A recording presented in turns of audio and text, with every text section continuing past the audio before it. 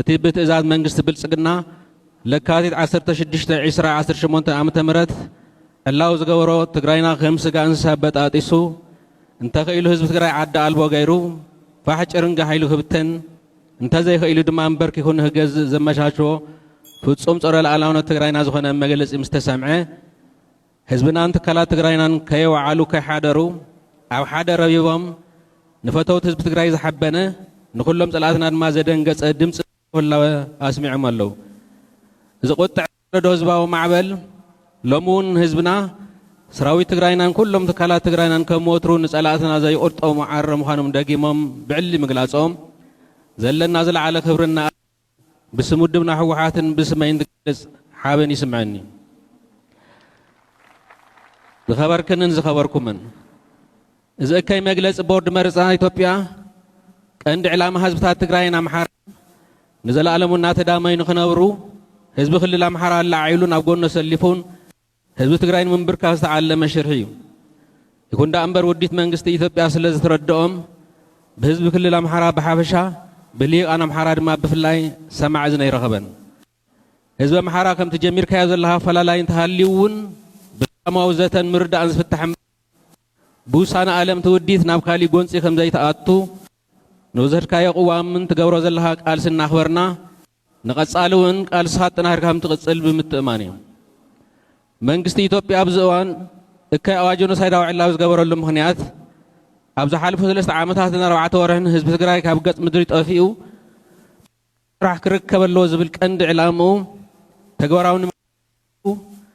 ኣድላይ ናይ ጥፍኣት ምድላው ገይሩ ህዝብና ብሰላሕታዊ ጽንተት ኣዳኺሙ ነዳዲ በጀት ሓገዝ እኽሊ ከልኪሉ ኣብ ወሰን ትግራይ ዝኣከቦ ዘመናዊ ጋዕገልጠ መሳርሒ ኩናት ዝተዓጠቐ ሽሾ ሰራዊቱ ደማ ኩናት ንምውላዕ ዝሓቅኖ ሽርሒ እዩ። ህዝቢ ትግራይ ንመሰሊ ረብሓን ህዝብታት ስለ ዝተቓለሰ ብመንግስቲ ኢትዮጵያ ሕማቕ መርኣያ ተወሲዱ ብ2013 ዓመተ ምህረት የህግ ማስከበር ብዝብል ሽፋን ኣብ ልዕሊ ህዝብና ዝፈጸሞን ብሰላሕታ ይፍጸሞን ዘሎ ጆኖሳይድ ንምቕጻል መረፃ ከይካድ ከልኪሎም ኢሉ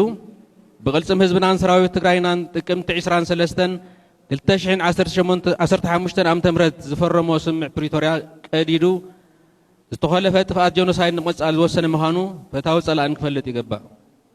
ዝኸበርክንን ዝኸበርኩምን ህዝብና ክፈልጦ ዝግባእ ካሊእ ሓቂ ትግራይ ንምብታን ምጽናትን ዓሊሙ ዝተወሰነ ውሳነ መንግስቲ ኢትዮጵያ ብምትሕባር ከዳዓት ተጋሩ ፍጸም ዘሎ ምዃኑ እዩ። እዞም ከዳዓት ሎሚ ደስ ደቂ ትግራይ መሲሎም ሓዙን ስደዱን ዝበሉ ዘለዉ እኳ እንተኾነ መሬት ዘመሓደረ የመሓድሮ ተመዛበልቲ ይመለሱ መንግስቲ ፌደራል ተመዛበልቲ ናብ መርበቱ ከይምለስ ዕንቂፈ ይፈልጥን ዝብሉ ዝነበሩን ኣብ ቀረባ እዋን ኣብ ጸለምትን ምስ ዓፋር ኣብ ዝዋስኑ ከባብታትን ምስ ሰራዊት ኢትዮጵያ ወጊኖም ኣንጻር ምኽባር ሉዓላውነት ትግራይ ዝተኮሱን ተጋዳላይ ትግራይ መስዋዕቲ ዝኸፍል ዝገበሩን እዮም። ሕዚ እውን ውሳነ መንግስቲ ኢትዮጵያ ስዒቡ ኣብ ህዝቢ ትግራይ ዝተፈጠረ ቁጥዐ ንምዝሓልን ነቲ ፖለቲካዊ ውሳነ ኣብ ዘይምልከቶ ቤት ፍርዲ ብምውሳድ ብቐቢልካ መጨረሽኡ መሬት ትግራይ ንምህጋር ዝዓለመ ልእኽቶ ሒዞም ይሰርሑ ከም ዘለዉ ክፍለጥን ውዲቶም ክፍሽል ምቅላስን ይግባእ። ዝኸበርክንን ዝኸበርኩምን ውድብና ህወሓት ሓዊስካ استراتيجيك عمتات تجرينا نسلام كابزلهم صنع أمنات كأند قدي السمع بريتورا نكتكبر بولوتوس كاوس أجمع بزاتن مفتاح سعرهم يوم حزون من الباس دخون سبب عدلير كبيلهم سعرهم أيق أرزون ون يكون ده أمبر منجستي توبيات عجست استراتيجيك عمتات تجرين كم فرحين تسعرين تنقصيرو أبتحرت ورد تطلع زبنا بحسوم بهراو عبللا جغرافين ديموغرافين بمغيارن بهراو كبرون مننتو نحديقو جزاتها حدنتو بحيل ملتي منزعو نحن سابن نحوارون استواتها تخت تجرين مفتار أب سدتن فقد قدر كيدان تدربيو مسوقن تسألي لزنبر على 3.5 مليون حزبنا بحمامن تميتني رقفني هاللقني زلو نتاب مسوات ولودتها تخبيران تعاقبان صنح تجراي بمقراس حزب تجراي بزي مربت أتريفكار نمبت تنزع الموديت بقالس خلنا غفش اللي قبا حزب تجراي إذا خلص توعد شرحين بدل الناتفت سمو بتعجستين سلام أو فتح حزب مهز أنزلو واقع خويناتن سلام من دعوة يوصل فلتيو إذا مالت جن كم حزب الناس أنتن مربتون نات أورار سوون سويلو فكر دي مالت هيكونن ህዝቢ ትግራይ ንባዕሉ ጥራሕ ዘይኮነስ ንህዝብታት ዝሃገር ንብሔራዊ መንነቶም ተወዲቦም ክቃለሱ ዓርሶም በዓሶም ከመሓድሩ መስዋዕት ተኸፈለ ህዝቢ ምዃኑ ናይ ቀረባ ታሪክ ዝምስክሮ እዩ። ስለዝኸውን ኩሉ ፈታውን ጸላእን ክፈልጦ ዝግባእ ሓቂ እንተሃለወ ዝቑረስ መሬት ትግራይ ይኹን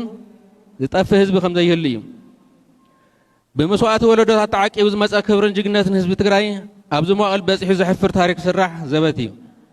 ብምዃኑ እውን ብዕፅምቲ ደቅካ ዝተሃነፀት ውድብካ ሕወሓት ሕዚ እውን ቃልሲ ውኣት ደቅካ ዓቂባ ንምሓስ ህልውናኻን ላዕላውነትካን ከምኡውን ንምርጋፅ መሰል ዓርሰ ውሳነ ሃብ ትገብሮ ቃልሲ መሪሕ እጃማ ከም ትዋፃእ ክንራገፀልካ ንፈቱ። ዝኸበርኩምን ትማሊ ሎሚ ይኹን ወትሩ ሕርያ ውድብና ሕወሓት ሓዊስካ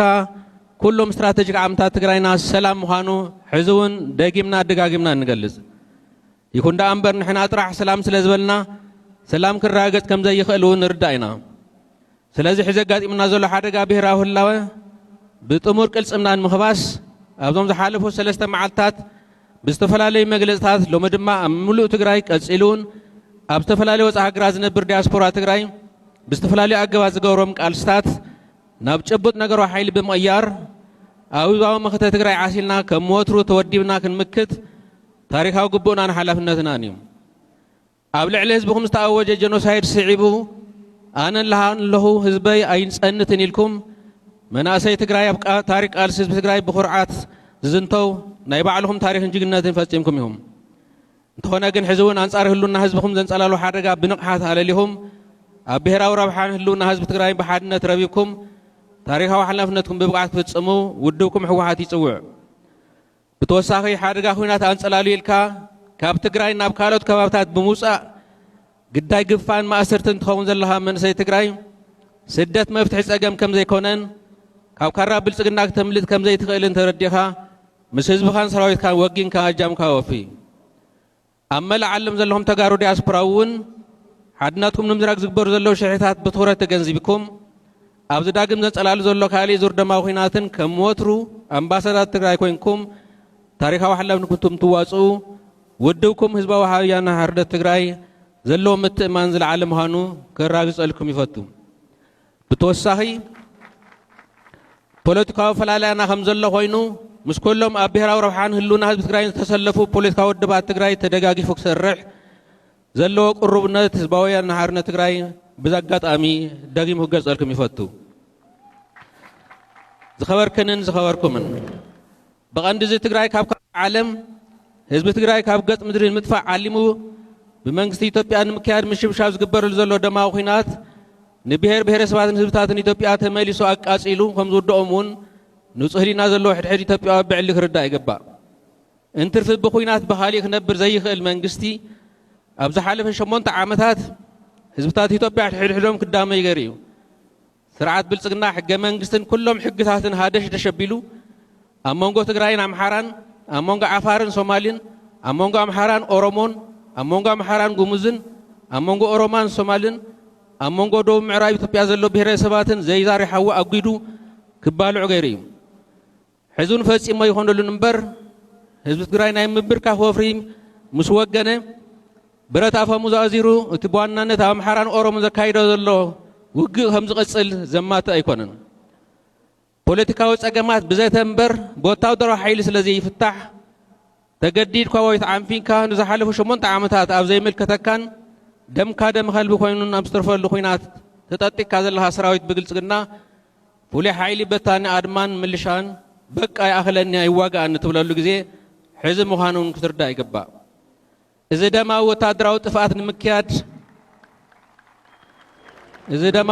ጥፍኣት ንምክያድ ምክንያት ከኣላልሽ ዝጸንሐ መንግስቲ ኢትዮጵያ ሕዚ ምሉእ ጥፍኣት ንምፍጻም ዝኣወጀ ኣዋጅ ኣብ ትግራይ ጥራሕ ተሓጺሩ ዝተረፉን ኣይኮነን። ሙሉእ ቀርኒ ኣፍሪቃን ሰገር ቀይሕ ባሕሪ ማእኸላይ ምብራቕን ዝሕምስ ምዃኑ ብሓፈሻ ደላይ ሰላም እዚ ከባብን ዓለም ለኸ ማሕበረሰብን ብግቡእ ክርድኡን ዝሓደገኛ ሳዕብዮን ዝህለው ካሊእ ዙር ደማዊ ኩናት ጠጠው ንምባል እወንታዊ እጃሞን ከወፍዩ ንጽውዕ። ኣብ መወዳእታ ኩነታት ዝጸልመተን ተጸልመተ እቲ ጸገም ብጥሙር ሓድነት ህዝብና ከም ዝኽበስ ኣየጠራጥርን ሰላማዊ ሰልፍና ናብ ጭቡጥ ተግባራት ከም ዝቕየሩን እንተኣመን ዘለኣለዊ ክርን ሞገስን ስዋእትና ሓድነትና ላውነትና لألاونتنا نبهراو كبرنا نحلفنا ينهبن تقرأي تسعر يغني اللي